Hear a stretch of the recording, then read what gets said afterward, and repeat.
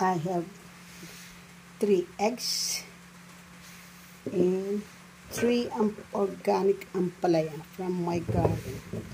Mag-i-steam tayo ng ampalaya. Hello everyone. Ito.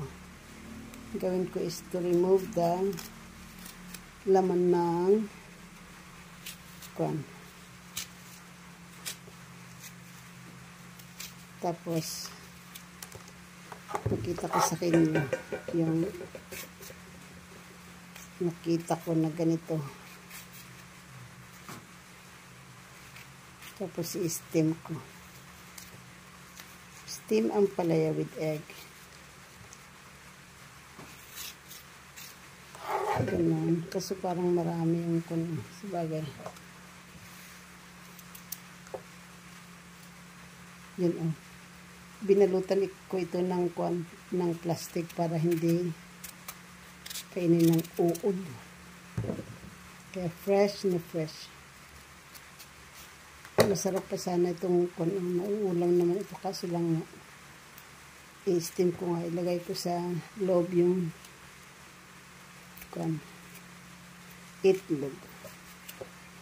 Bibit ko yung egg. Then ilagay dito sa loob. Ganyan. Sayang yung ito. Ito half.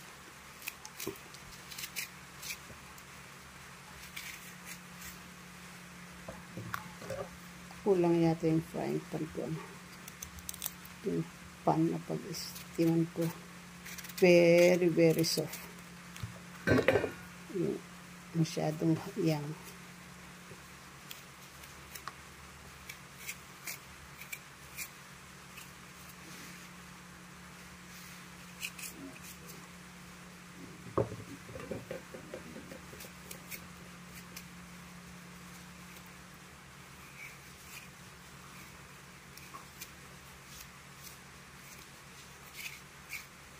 Yan, ready. Hindi kasya sa plato. Sana yung malaki na lang kinuha ko. Yan. Paano ito? Ganun. Pwede rin.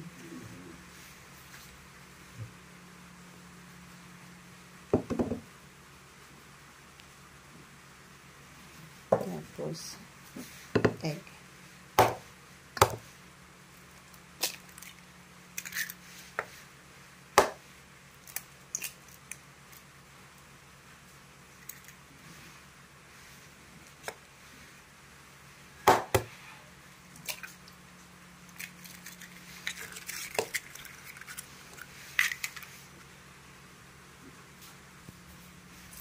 Tapos, I'm going to put a little bit of salt.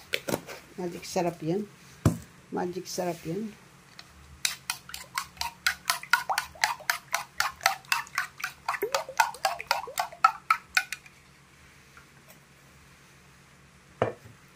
Tapos, hindi kita. Itong stand kasi na kinuha ko is mali. Hindi nabeben.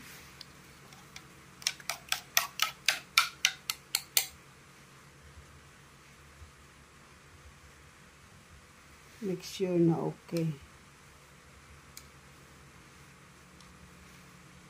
Ganyan. Ganyan. Sus. Sayang naman yun. Hindi na ilalagay sa... Oh no, tumilapon ka agad.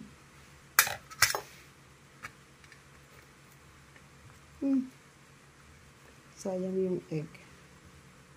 Malaki kasi. Maliit kasi itong plato. Wala akong malaking ko na.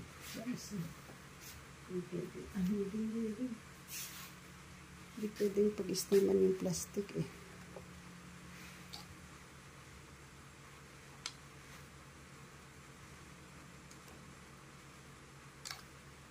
Hindi makon ang itlog. Hindi ma-spoon. Kahit konti lang mailagay. Para hindi masayang. Kasi nahuhulog yung Ito malaki. Kaya i-pour lang na ganon. O yun. Tama lang yan. Tapos, ito rin isang.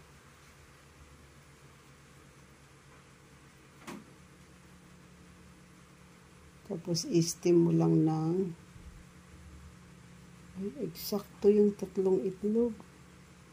Ito naman ang problema dahil hindi pantay.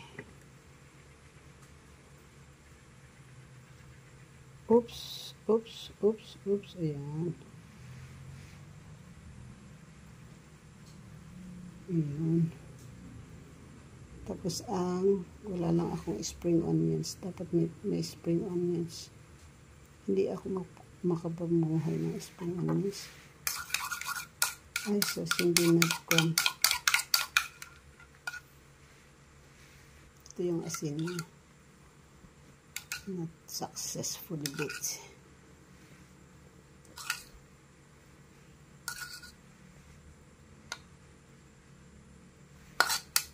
Iyon. Tapos, dadalhin ko sa kaldero. Wow, cute. Iyan. Nasa kaldero na. Tapos, gagawa ako ng sauce na igigisa ko and i-pour out ko dito.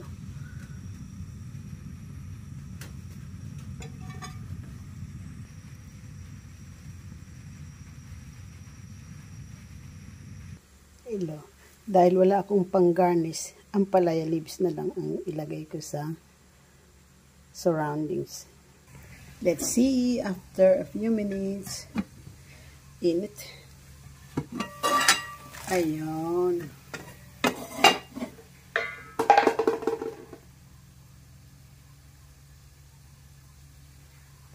Luto na.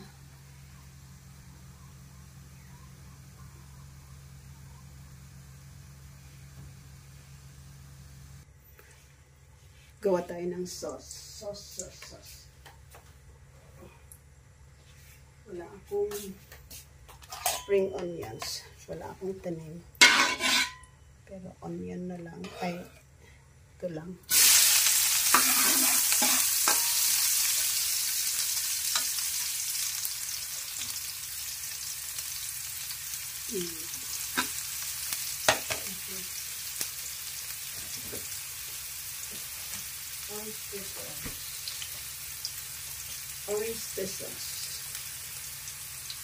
Oyster sauce.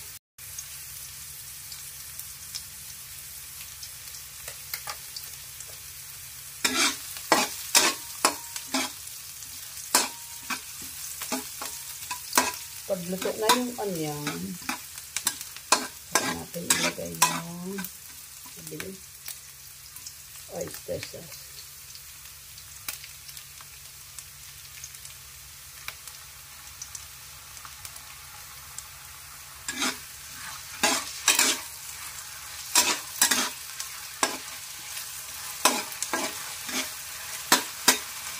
Ito pang garnish ko lang.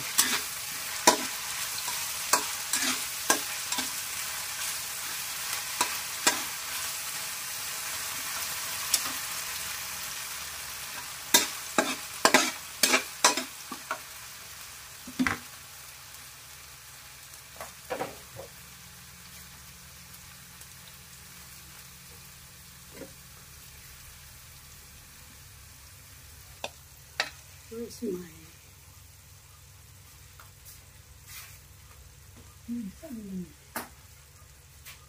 where's it? Ito.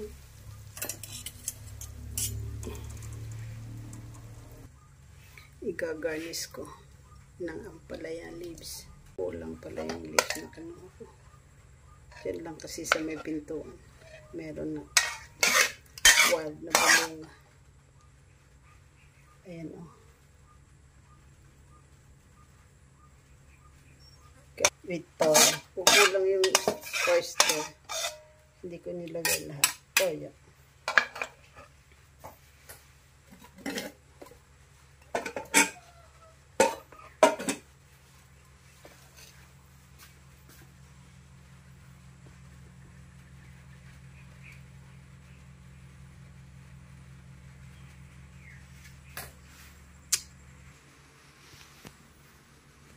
Hello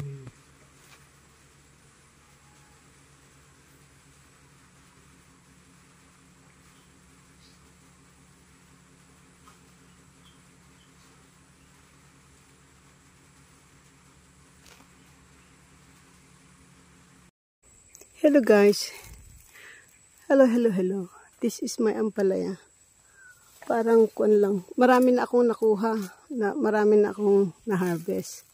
Ito yung next generation. Ito, binabalutan ko pero tignan mo. Oh, sira. Kuan ka agad ito. Okay na. May insects na nagkumakain. Ito, patay na naman.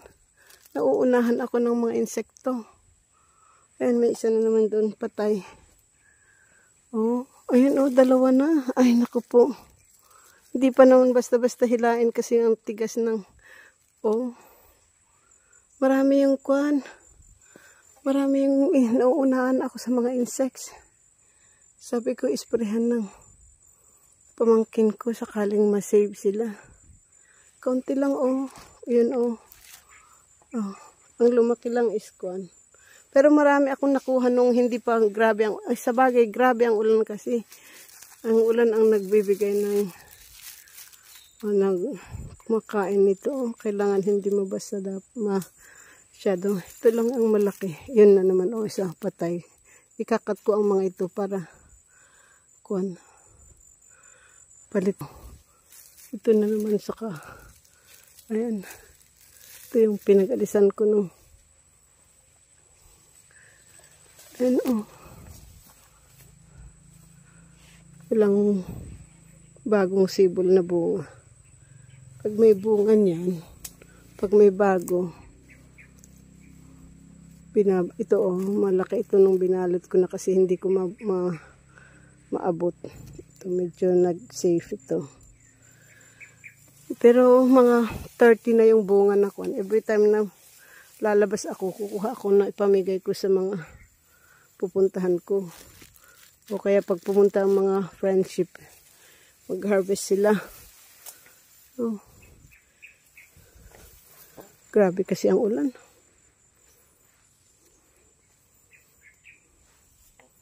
Yan. Pati kalabasa, hindi na munga. Mamamatay na naman ito siguro. Naghahanap ako ng bagong sibol para balutin ko. Meron yung insect na mahaba, ang parang mosquito. Pero medyo malaki-laki sa mosquito.